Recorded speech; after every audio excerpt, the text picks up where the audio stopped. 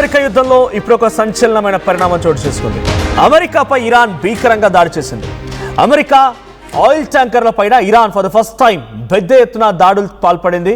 So ఇరాక్లో ఉన్నటువంటి US oil ట్యాంకర్ని పేల్చేసింది Iran సముద్ర తీరంలో 2 ఆయిల్ ట్యాంకర్ని పేల్చేసింది ఇక ఇరాన్ దాడిలో అమెరికాకు చెందినటువంటి సేఫ్ సి విష్ణు, గ్రీక్కు చెందినటువంటి జెఫిరోస్ ఆయిల్ ట్యాంకర్లు పూర్తిగా ధ్వంసమైపోయాయి.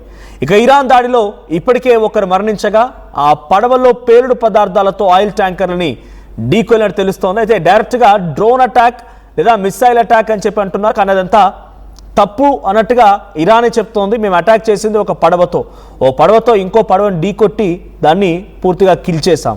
ఒక పడవలో పూర్తిగా పేలుడు పదార్థాలు ఉన్నాయి, ఈ పడవతో డైరెక్ట్గా ఆయిల్ ట్యాంకర్ ఢీకొట్టడంతో ఆయిల్ ట్యాంకర్ పూర్తిగా పేలిపోయిందని చెప్పి ఇరాన్ చెప్తోంది. సో దాడికి తమదే పూర్తి బాధ్యతను అంగీకరించింది ఇరాన్. యుద్ధంలో మొదటిసారి అమెరికా ఆయిల్ ట్యాంకర్ పైన డైరెక్ట్గా దాడి చేయడం, ఇది ఇరానియన్స్ IRGCకి ఒక రకంగా వాళ్ళు చెప్తున్న ప్రకారం ఏంటంటే ఇట్స్ బిగ్ ఒక విజయంలా భావిస్తున్నారు. ఇట్స్ బిగ్ విక్టరీ అంటోంది ఇరాన్. సో